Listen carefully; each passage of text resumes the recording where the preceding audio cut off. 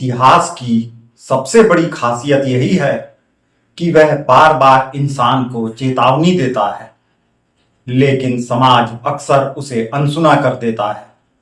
20वीं सदी की शुरुआत में यूरोप के यहूदी, जो ज्ञान, विज्ञान, संस्कृति और शिक्षा के शिखर पर थे, उनके अस्तित्व को मिटा देने के लिए नाजी जर्मनी ने एक भयानक साजिश रची। मीडिया, राजनीति और शिक्षा को हथियार बनाकर यहूदियों को षड्यंत्रकारी, राष्ट्र विरोधी और समाज की सारी समस्याओं का कारण ठहरा दिया गया। और फिर शुरू हुआ उनके खिलाफ भीषण नरसंहार। सिर्फ 4 वर्षों में 25 लाख नाजियों ने 60 लाख यहूदियों को गैस चैम्बरों में धकेल दिया। लोगों को जिंदा जला दिया गया। छोटे छोटे बच्चों तक को नहीं बख्शा गया। माओ की गोद से छीन छीन कर उनकी हत्या की गई। इतिहास कांप उठा, लेकिन इंसान नहीं जागे। यह सब क्यों हुआ? क्योंकि यहूदी बहुसंख्यक होते हुए भी एकजुट नहीं थे। वे सोचते रहे कि हमें कुछ नहीं होगा, हम बहुसंख्यक हैं, इसलिए हम सुरक्षित हैं। उनके पास ज्ञान था, धन था, सभी तरह के साधन थे, लेकिन आत्मरक्षा के लिए संगठन और एकता का अभाव था। एक बार तो दुनिया को लगा कि अब यहूदी सभ्यता और संस्कृति का अस्तित्व मिटने ही वाला है, लेकिन ऐसे ही समय में इजराइल ने जन्म लिया। एकजुटता, आत्मरक्षा और अपनी संस्कृति के लिए अडिग संघर्ष के संकल्प के साथ आज भी इजराइल अपने अस्तित्व के लिए लड़ रहा है।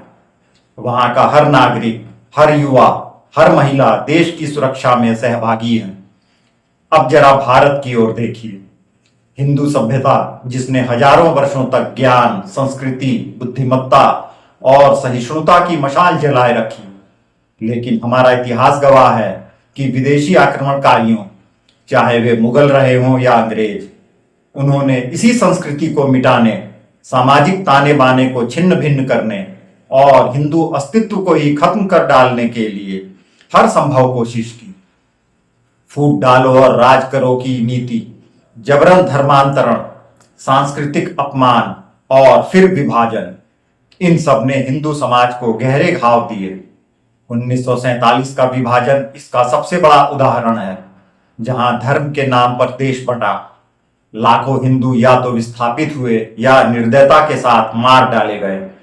उधर पाकिस्तान में हिंदू आबादी 24% से घटकर आज मात्र 2% रह गई है।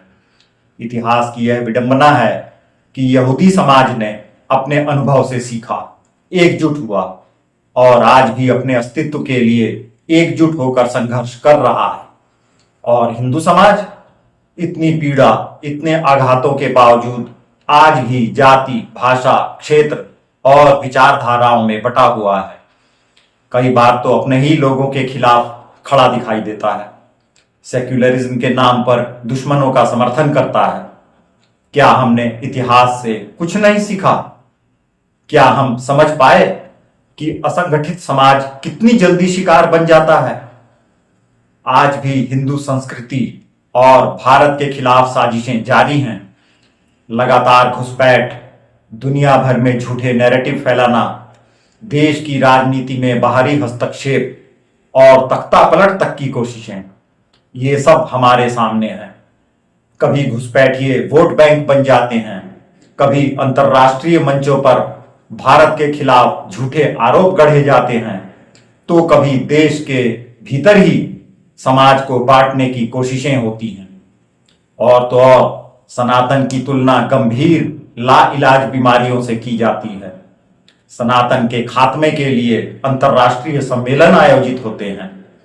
यह सब उस मानसिकता का हिस्सा है जो भारतवर्ष और हिंदू सनातन की जड़ों को कमजोर करना चाहती हैं। अब नजर डालते हैं मौजूदा समय पर, जब इजराइल और ईरान के बीच युद्ध अपने चरम पर है। यह संघर्ष अचानक शुरू नहीं हुआ। अक्टूबर 2023 में गाजा पट्टी से हमास ने इजराइल पर हजारों रॉकेट दागे, सैकड़ों नागरिकों की हत्या की और दर्जनों लोगों को बंधक बना लिया। इजराइल के लिए यह सिर्फ एक आतंकी हमला नहीं था, बल्कि उसके अस्तित्व को चुनौती थी। इसके जवाब में इजराइल ने गाजा पर निर्णायक सैन्य कार्रवाई शुरू की, हमास के ठिकानों को नेस्तनाबूद किया और अपनी सीमाओं की सुरक्षा के लिए हर संभव कदम उठाया। लेकिन कहानी यहीं नहीं रुकी। ईरान, जो दशकों से इजराइल को दुनिया के नक्शे से मिटा देने की धमकी देता रहा है, उसने हमास, हिजबुल्लाह और अन्य आतंकी संगठनों को हथियार, पैसा और प्रशिक्षण देकर इजराइल को घेरने की कोशिश की। 2025 में जब इजराइल को पुख्ता सबूत मिले कि ईरान परमाणु बम बनाने के बेहद करीब है, तो उसने इंतजार नहीं किया। ऑपरेशन राइजिंग लायन के तहत इजराइल ने तेहरान, नतांज, तबरीज और केरमानशाह में ईरान के परमाणु और सैन्य ठिकानों पर हवाई और ड्रोन हमले किए। इन हमलों में ईरान के कई शीर्ष सैन्य अधिकारी और परमाणु वैज्ञानिक मारे गए और उसकी परमाणु क्षमता को भारी नुकसान पहुंचा। ईरान ने भी पलटवार किया। ऑपरेशन ट्रू प्रॉमिस 3 के तहत उसने इजराइल के यरूशलेम और तेल अवीव पर सैकड़ों मिसाइलें और ड्रोन दागे, जिसमें आम नागरिकों की भी जान गई। अंतर्राष्ट्रीय परमाणु ऊर्जा एजेंसी ने चेतावनी दी कि अगर बुशरा रिएक्टर या अन्य परमाणु स्थलों पर हमला हुआ तो पूरा मध्य पूर्व परमाणु आपदा की चपेट में आ सकता है। इजराइल के प्रधानमंत्री बेंजामिन नेतन्याहू ने साफ कहा है कि हम ईरान के परमाणु कार्यक्रम को नष्ट करने के लिए जब तक आवश्यक होगा लड़ेंगे। उनके लिए यह सिर्फ एक सैन्य अभियान नहीं, बल्कि अपने अस्तित्व का सवाल है। दूसरी ओर भारत के प्रधानमंत्री नरेंद्र मोदी ने भी बार बार दोहराया है कि भारत की सुरक्षा और सांस्कृतिक अस्मिता से कोई समझौता नहीं किया जाएगा। भारत ने इजराइल के साथ रक्षा सहयोग बढ़ाया है, लेकिन साथ ही ईरान के साथ अपने कूटनीतिक और आर्थिक रिश्तों को भी संतुलित रखने की कोशिश की है। यह पूरा घटनाक्रम और हमारा इतिहास हमें एक गहरी सीख देता है। यहूदी समाज ने तो अपने इतिहास से सबक ले लिया, संगठित हुआ और आज भी अपने अस्तित्व के लिए हर मोर्चे पर लड़ रहा है। इजराइल में हर युवा, हर महिला देश की रक्षा के लिए तैयार है। सैन्य प्रशिक्षण, सांस्कृतिक गर्व और राजनीतिक एकता, यही सब उसकी ताकत है। वहीं हिंदू समाज, जो कभी अफगानिस्तान, पाकिस्तान, बांग्लादेश तक फैला था, आज भारत तक सिमट कर रह गया है। पड़ोसी देशों में हिंदू आबादी लगभग समाप्त हो चुकी है। भारत ही एकमात्र स्थान है जहां हिंदू संस्कृति, परंपरा और अस्मिता आज भी जीवित है। लेकिन क्या हम अपने ही इतिहास की चेतावनी को सुन रहे हैं? क्या हम समझ रहे हैं कि जाति, भाषा, क्षेत्र या राजनीतिक मतभेद में बटा समाज बाहरी खतरों का कितनी आसानी से शिकार बन जाता है?